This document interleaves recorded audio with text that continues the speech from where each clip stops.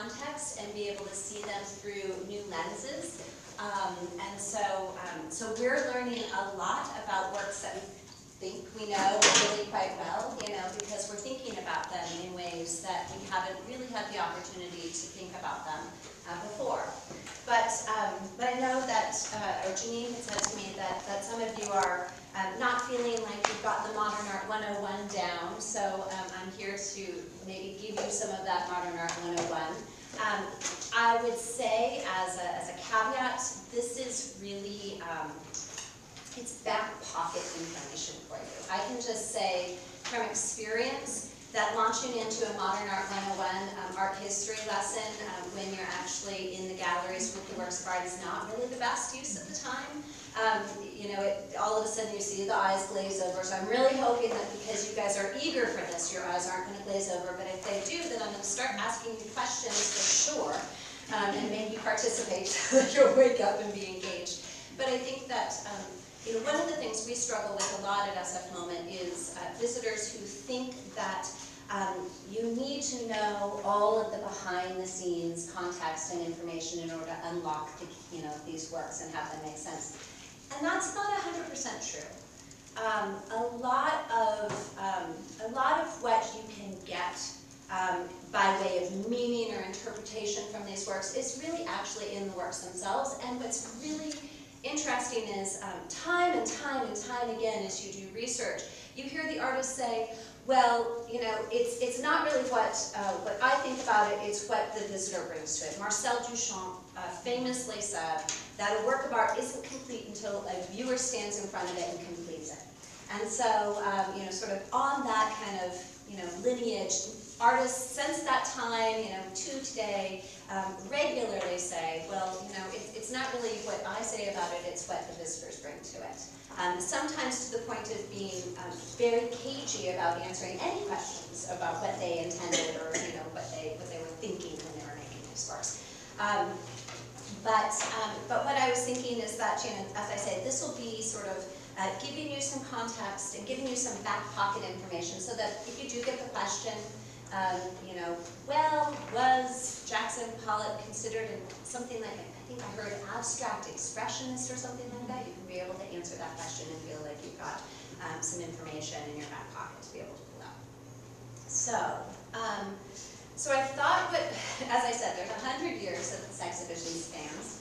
And so I'm going to try to set the scene for you, and then also talk about some of the influences and some of the contexts for these artists as they've been working across these 100 years. Does that sound like at least a heroic attempt?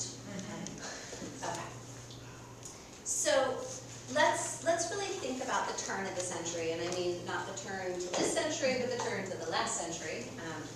Around the turn of the century, so around 1900, people's view of the world really changed, and their relation to it had changed as well. And some of the factors in these changes were technological. The introduction of the passenger trains made it possible for people to take pleasure trips. And so if you know anything about Impressionist art, you know that the Impressionist artists themselves would get on trains and travel out to the country and then paint pictures outside of their picnics and their boating adventures and scenes of the country. The other thing that's interesting too about trains is they became symbols for modernity, for progress, for speed, and so trains are just one of a number of sort of symbols that indicate a changing world. Think about things like the appearance of the Ford automobile in 1893, and also the Wright brothers' first successful powered flight in 1903. Both of these inventions introduced not only new modes of transportation that were sometimes faster and definitely much more about the individual than, say, the train system was. But they also provided more new ways for people to experience the world. So your worldview was no longer just about the little town that you lived in. It was, becoming much more sort of geographically broadened. And then scientific advances also had tremendous impact. In 1895, Röntgen's discovery of X-rays meant that you could see things that were not visible to the human eye, to the naked eye, right? It's revealed sort of the beneath the surfaces of things. And in 1905, there's the publication of Einstein's special theory of relativity. So, you know, all of a sudden, science is providing us with different concepts of reality. And then remember, too, that in the art world, sort of specifically, photography, something we consider a modern medium, had already changed the role of the artist. No longer was it, you know, crucial for the artist to depict the world as he or she saw it around him. It was, you know, they didn't need to be documentarians of the world around them.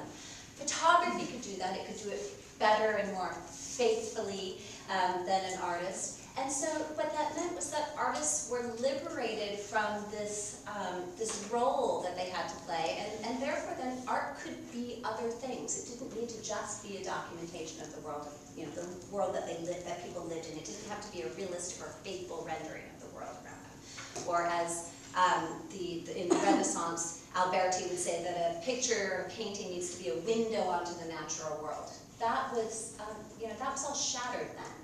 Because photography could do that. And so in the face of all of these changes, you know, many artists felt that it was not only appropriate, but it was actually, in some cases, necessary that art be transformed as well. So right out of the gate here in the beginning of the 20th century, you have, you know, sort of the two rival artists, if you will. Henri Matisse, there on the left, and Pablo Picasso on the right. And did any of you see the Steins Collect show that we had at SFMOMA? So you know a bit about this story already, because this was one of the through lines of the exhibition, was this kind of interesting sort of artistic rivalry between Matisse and Picasso, and then of course you know, between sort of Sarah and Michael Stein, the big patrons of Matisse, and Gertrude Stein, the big patron of, you know, Picasso. You know.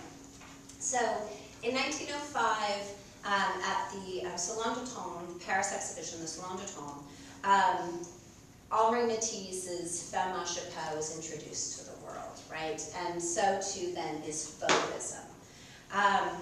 And Matisse was clearly the leader, or at least the leading partner of that movement of Fauvism, which only lasted a very, very brief period of time. So one of the things that you all already know, I'm sure, is that Matisse was not a Fauve period his entire career, but that was just one period or style that he worked in. And that's brings me to my huge caveat here, is that even though I'm giving you sort of art history 101, modern art history 101, for every 5 reasons there is to put an artist in an ism or a movement, there are 5 reasons why the artist doesn't fit there.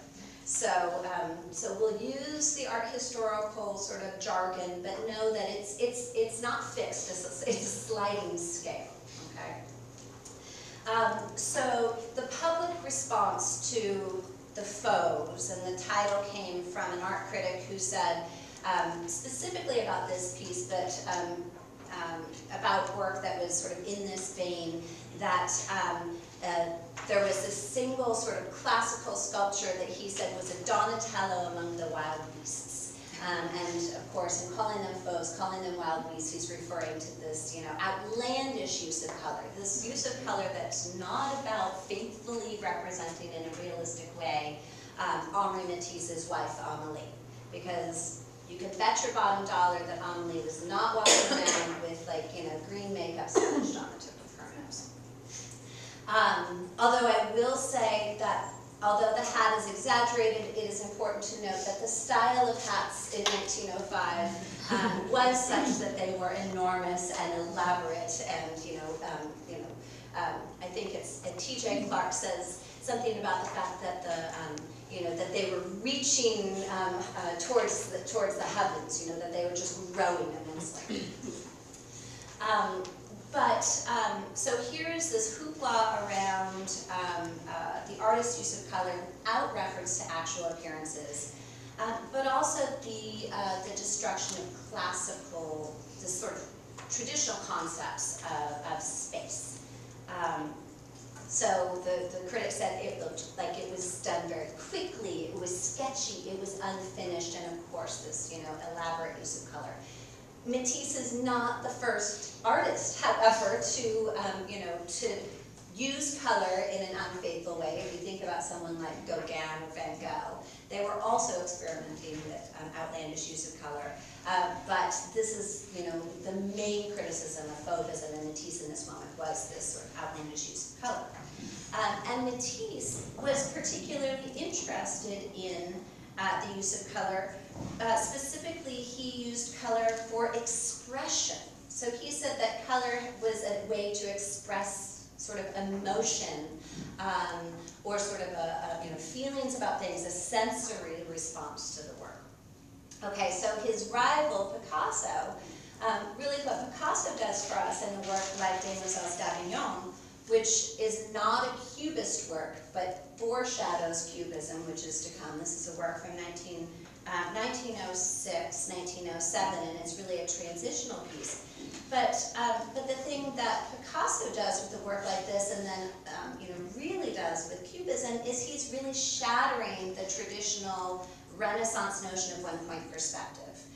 So the way that Picasso and Braque would describe their interest was that they wanted to depict three-dimensional objects as if you were walking around them. So in other words, they're showing you multiple points of view simultaneously on a two-dimensional surface.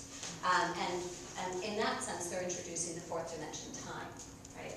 So color and space, these sort of traditional ideas about what painting needs to be and what it needs to look like are completely blown out of the water right at the beginning of the 20th century.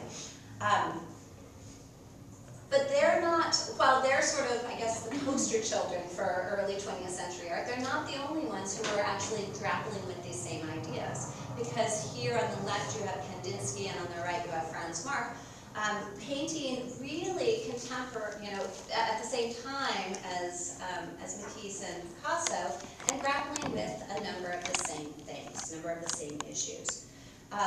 So in Germany, there is a splinter or a second group of the German expressionists, the Blue Rider, or the Blau Rider. And the group is actually named after Kandinsky's painting there on the left of the same name, a work from 1903. And that work actually was featured in, or was incorporated into the cover designs for Kandinsky's theoretical manifesto of 1911, his manifesto called Allness Spiritual in Art. And it was also incorporated into the cover design for the Blue Rider Almanac, which Kandinsky and Franz Marc co-edited and published in May 1912. And it was a kind of manifesto for the Blue Rider, the second group of German expressionists. These artists were, the group was founded in Munich in 1911 and broke up at the outbreak of World War I in 1914. And these artists were fascinated with color as a vehicle for exploring ideas of ideology. So they're very interested in the relationship between color and spirituality. Any guesses what Franz Marc might also be interested in? He's the artist on the right, besides color? Cubism, right? So you see the fractioning of the pictorial plane. You see he's divided this scene into these almost sort of geometric structures. And Franz Marc, this is interesting because Franz Marc painted this work, which is now called Mountains, but it was formerly called Landscape. He had completed the work and exhibited the work in 1911. And so the slide on the left, the very left image, is Franz Marc's work in 1911. And how is it different? can you I know it's a black and white photograph on the left and a color slide on the right, but are there any changes that you can even discern just from looking at it? The big blank space on the bottom left. Yeah, exactly, the blank space on the bottom left. It's not as cubist. Say it again. Not as cubist. More curved. Yeah, so what happens is in late 1912, after returning to Germany on a trip from Paris, Mark painted over his canvas. And he retitled it then Mountains too. So he repainted and he retitled it. What had happened is, does anyone know the artist whose work Franz Marc is hanging next to there in the slide on the left? Any guesses? It's the French artist Robert Delaunay.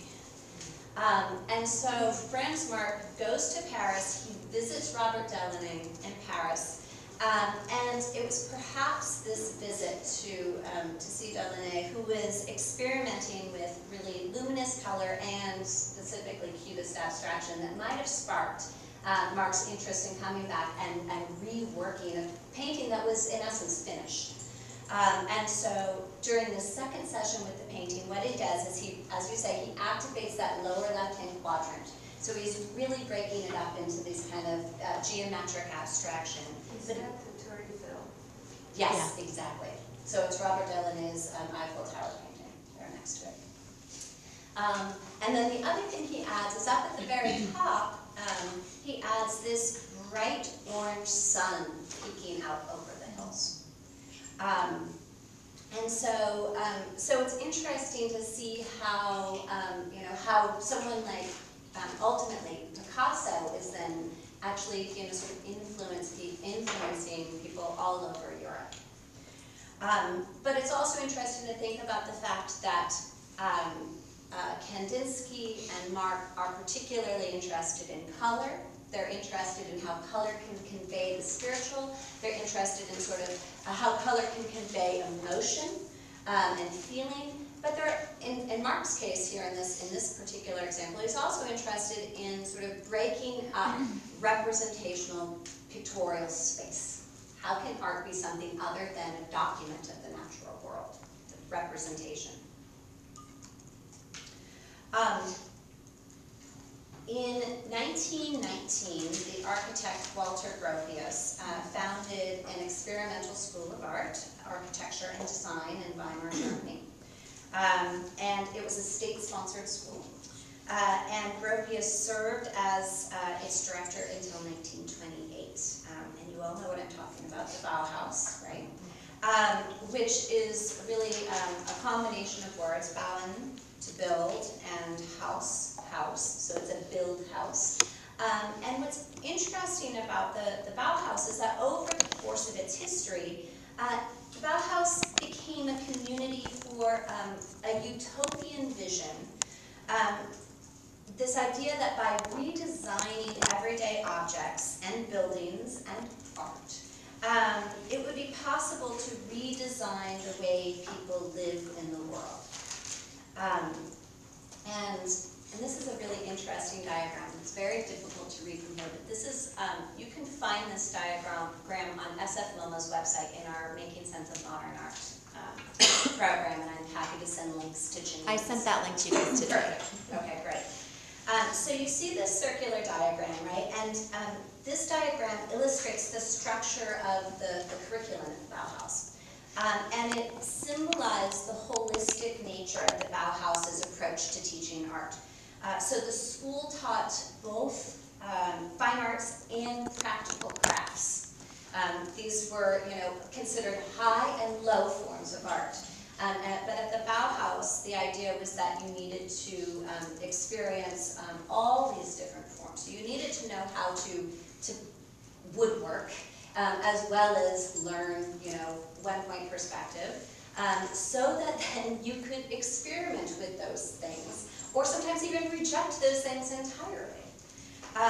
And they felt that this combination of the fine arts and the practical crafts would allow a new kind of art to emerge that would build a better world.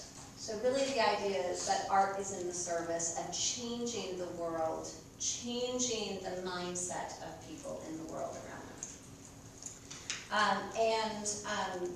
And the main study of the Bauhaus really focused on abstraction.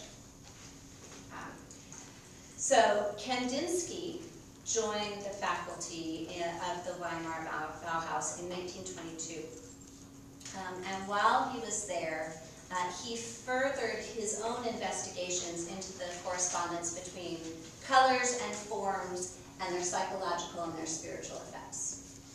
Okay, so he's really focusing in on how color and form alone can actually convey psychological and spiritual ideas and ideology. And so a work like this from 1923, composition number 8, is a piece that's really considered a sort of a masterpiece of Kandinsky's Bauhaus years. Right? You see that he's got these hard edges, this sort of explosion of color. It's completely abstract.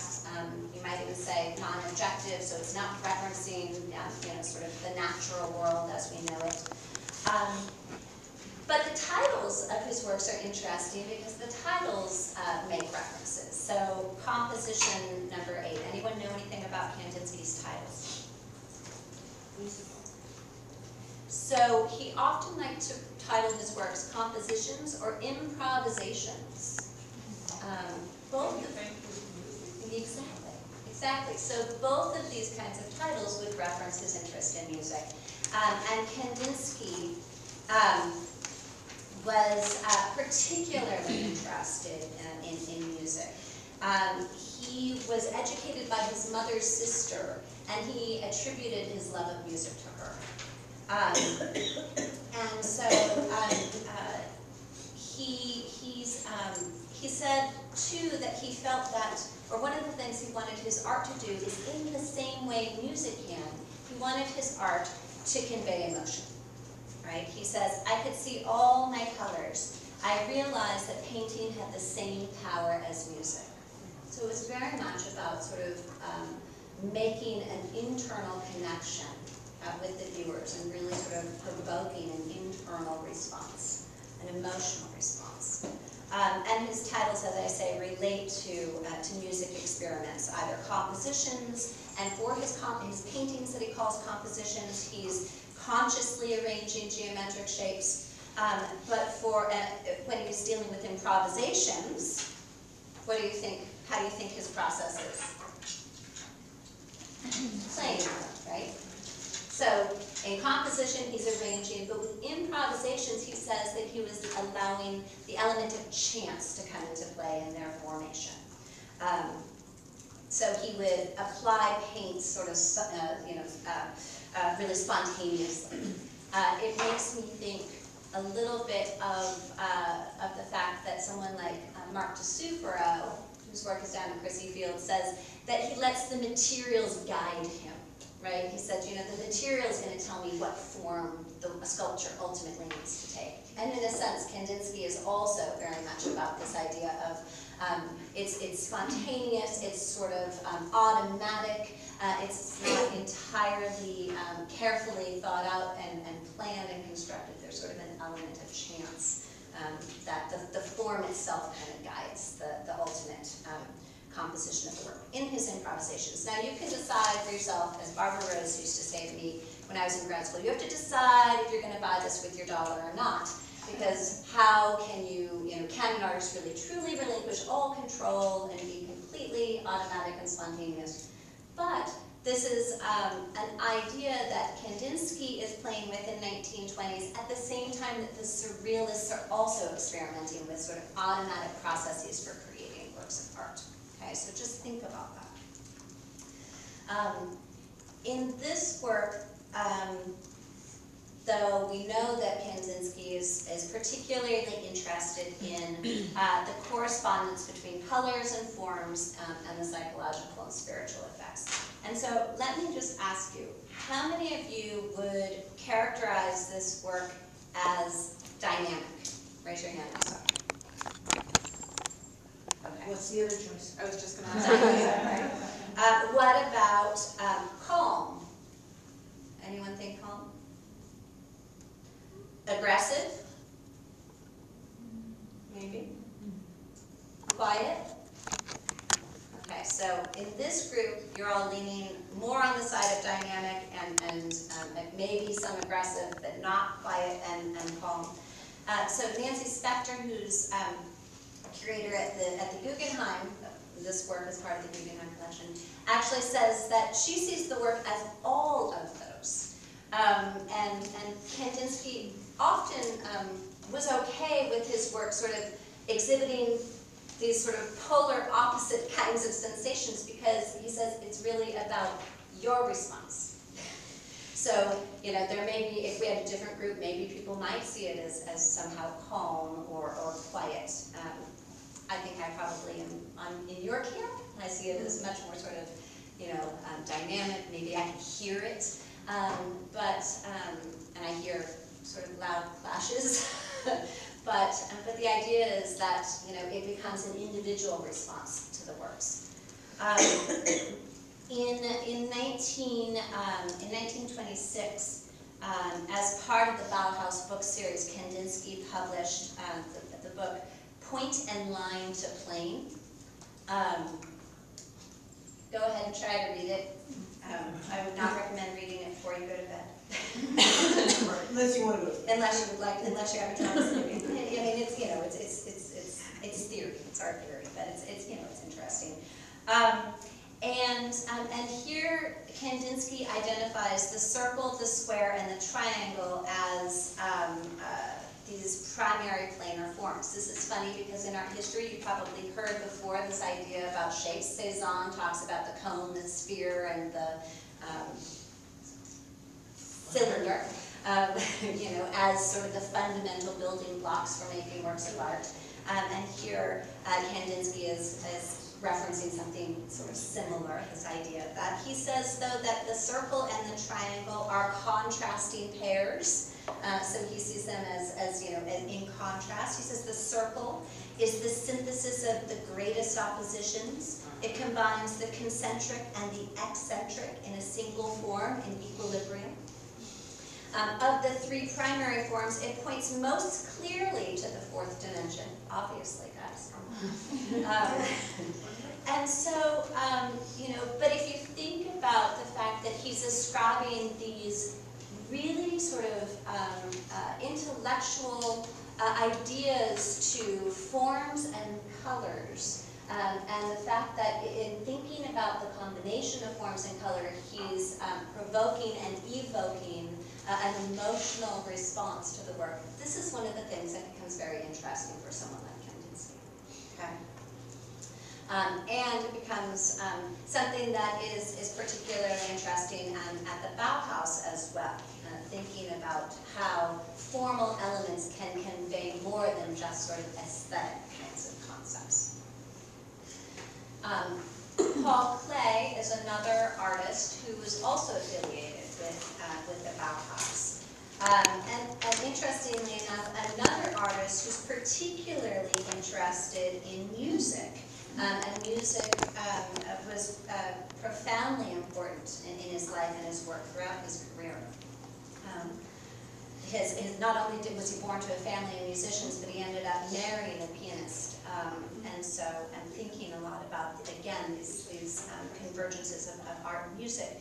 And Paul Klee and Kandinsky met in 1912 through the Blue Rider Group, but had shared a lifelong friendship. And in fact, in 1921, Paul Klee joins Kandinsky at the Bauhaus to co-teach a color theory course with him.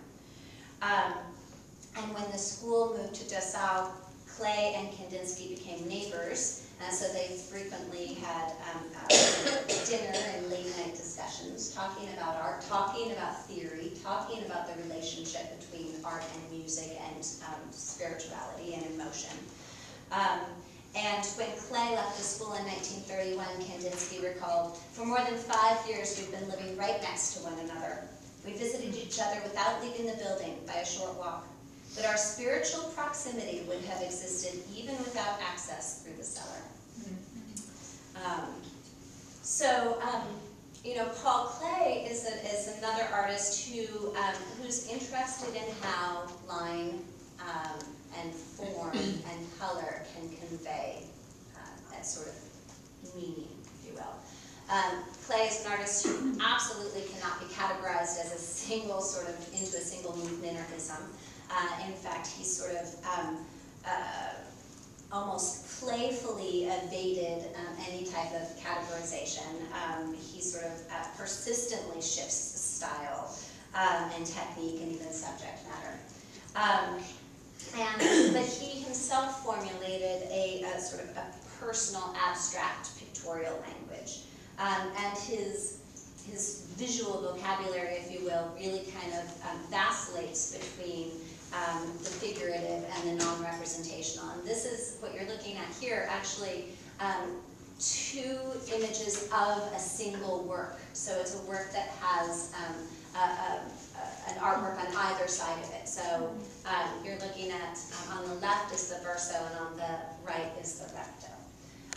And so it's a fun work to exhibit because, of course, when we exhibit it at SFMOMA, and I'm assuming you're probably going to do it similarly here, it's in sort of a two-sided frame, so it needs to be placed on a pedestal so that you can see both sides. But what's also fun is you can see that he's played with the sort of orientation of it, right? So that the colorful, abstract, image painting on the left is in the horizontal format, but the linear drawing of this kind of angel with folded wings, this is how Janet Bishop always describes it, as this kind of angel with folded wings, would be a portrait format on the right. So, you have to play with it. You have to actually physically manipulate it. You, in fact, do have to complete it based on, if you were holding it, which way you're going to orient it.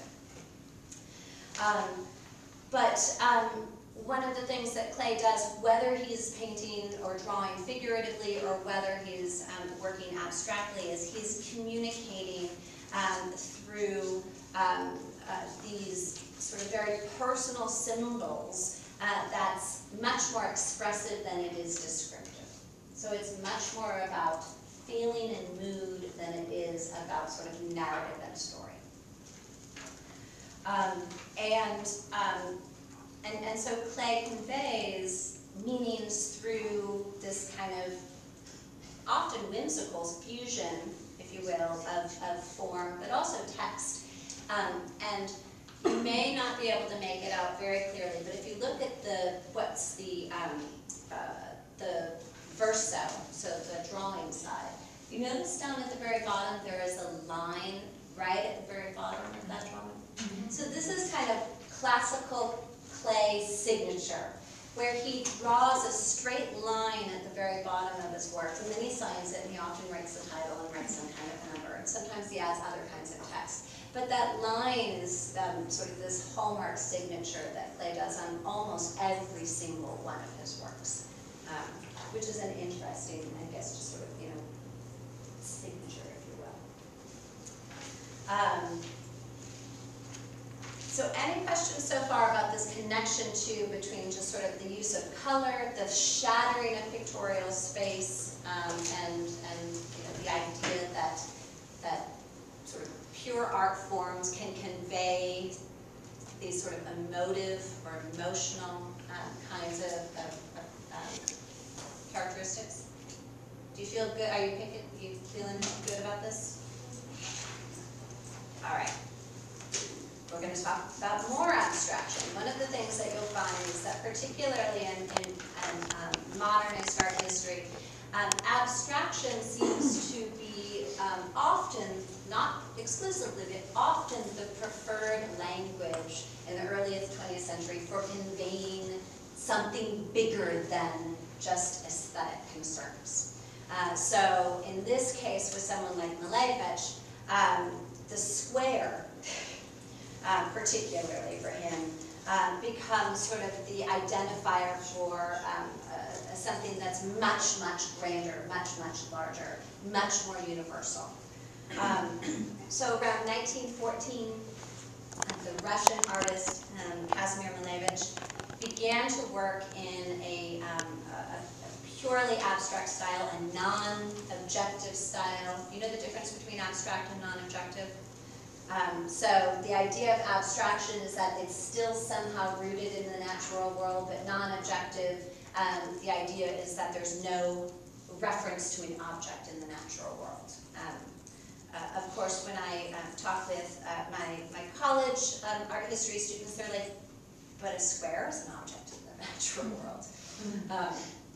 So, you know, it's a little bit of slicing hairs, right? But the idea here is that Malevich is saying that he's really using the visual vocabulary of pure form and color to convey larger kinds of ideas. This style that he's really responsible, or this ism that he's really responsible for kind of creating and naming, was called suprematism. Okay? And for Malevich, the guiding principle of suprematism was, quote, the supremacy of pure sensation in creative art. So again, we're talking about the emotional content, right? And he felt that this was best represented by the square.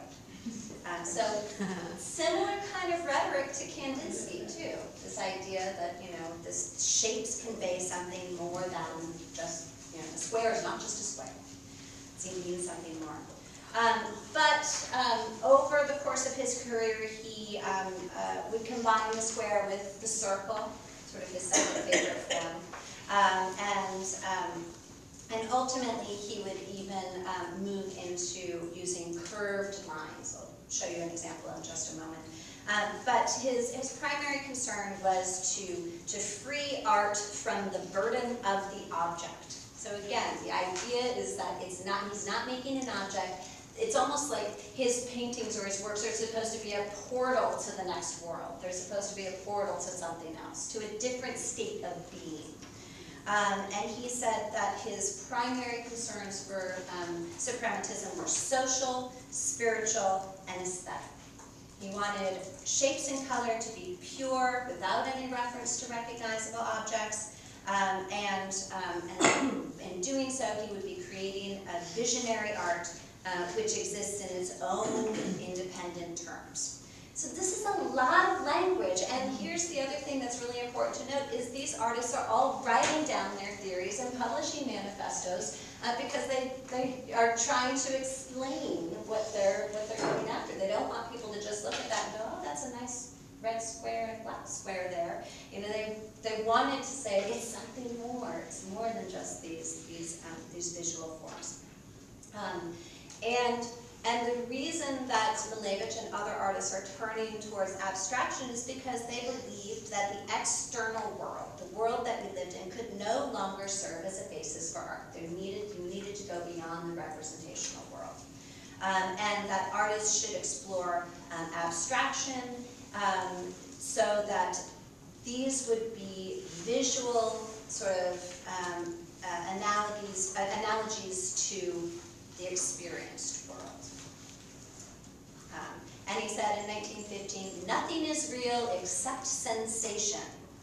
The sensation of non-objectivity, of course. Here we have, you know, the square on the left, and this is, you know, in a way it's so simple and extreme that it becomes complicated. And on the right, you see that he's interested here in the balance of visual elements too. So it's really important that the black square is bigger than the red square, but the red square is brighter than the black square, so that they're not in opposition, that they're sort of in this perfect state of balance, even though they're not equal. Because the red is brighter and the black is bigger, and so therefore they become kind of equivalents. In later work, he moved to white-on-white paintings. When I was in college, I'll never forget a slide ID test. And it wasn't this work, but it was another one of Malevich's white-on-white paintings.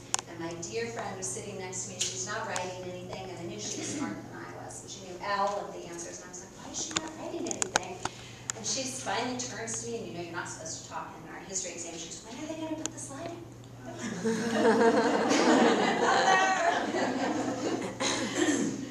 So here you have suprematist composition, white on white. And so these are the late suprematist works that Malevich is doing. You know, really the only way to see the form is the difference in the brush stroke. So they obviously don't reproduce very well in slides or in print. You need to see the actual change of the brush stroke in order to more clearly identify the forms. But for Malevich, this is really sort of the purest form of suprematism, because now he felt that he'd sort of stripped away the unnecessary aspects of painting.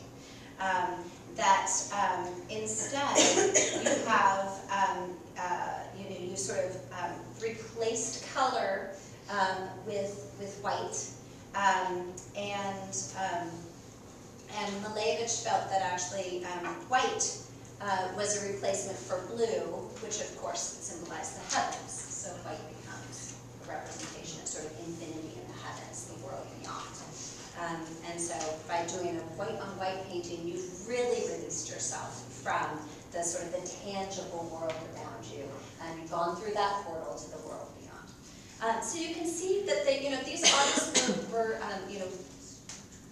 really sort of proselytizing this ideology in their works, which is, I think, one of the reasons why people today go, oh, modern art is all just a joke. The red, black square, white canvas, or white on white, you can't even see it. It's like there's no there. And so you can understand why people might be frustrated. And I should say that at the time that these artists were writing about it, it was really only for sort of this inner art circle. So it wasn't that these works were actually sort of broadly accepted by the public at large as doing the kinds of things that they really were saying that they wanted their art to be doing.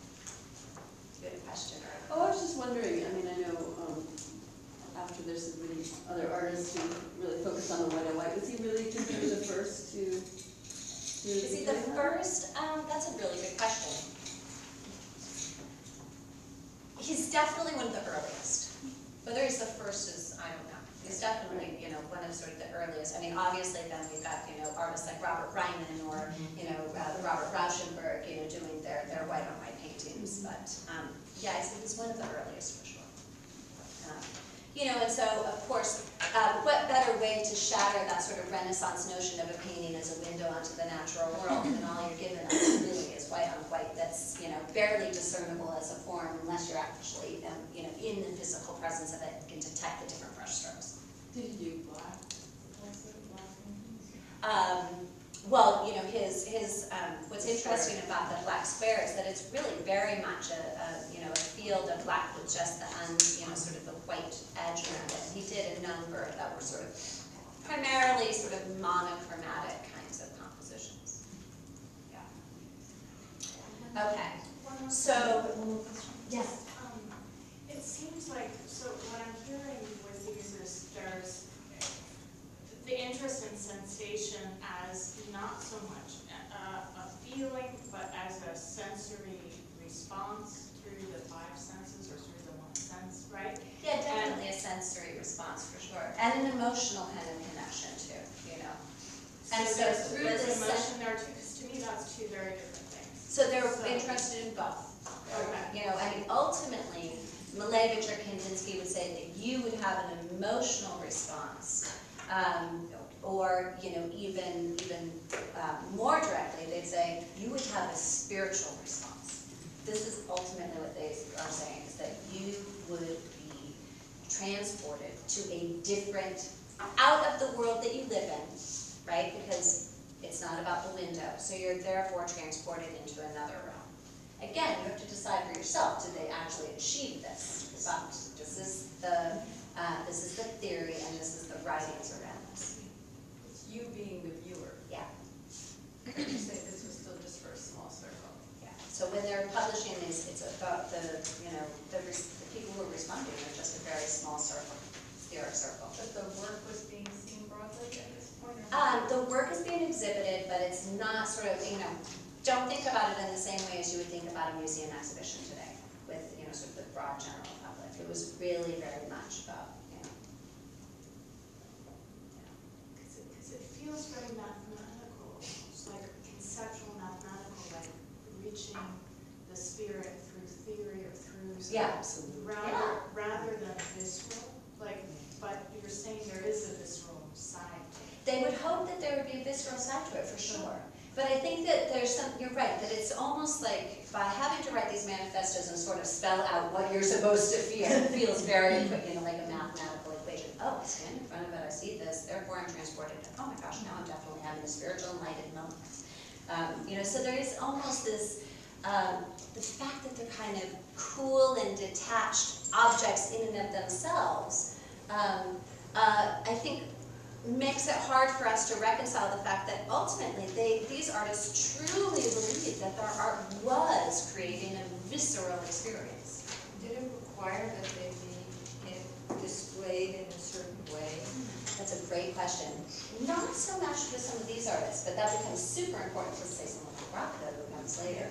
I think that they would agree, though, that their works best if they're shown with works that were sort of simpatico to them. So, Malevich probably would have preferred, that his works were shown, sort of a room of all of his works, so that you really were sort of surrounded and encompassed and engulfed by that. And that, of course, becomes something that Rothko very specifically kind of mandates, or that's it. So this utopianism and very intellectualized very. use of, color and form, the explicit treatises And manifestos. manifestos relating these things to larger ideas. It seems to me it echoes kind of communism, anarchism. Yeah. And that's the same era. Yeah. Were they? I mean, Yeah. what year was this? So, this work here is 1918, and the other ones are 1915. The Black Square was 1929. So. Yeah. Do you remember what year was this? Anyone know? 17 months before. I thought it was. I think 16, 17. Were we looking at Communist Revolution? The Russian Well, no, revolution was 17, but Marxist of the Das Kapital. Right, the Russian Revolution. 19th, that's right, 19th century. Someone's Googling it, or you want me to? Okay, well, don't give up on me yet, because we have to go through more of this abstraction that takes us beyond the common world and into the realm. Do we need a quick, does anyone, it's about 40, we've done about 50 minutes. Does anyone need a quick break, stand up, stretch, use the bathroom, and come back? Is this a good stopping place for you, Julie? Sure. Okay. Okay, take 5, a quick 5. 1917. What is it? 1917 is the Russian Revolution. Right, but the Das Kapital was published in 30 years earlier. 1860. 30? Oh, 1860.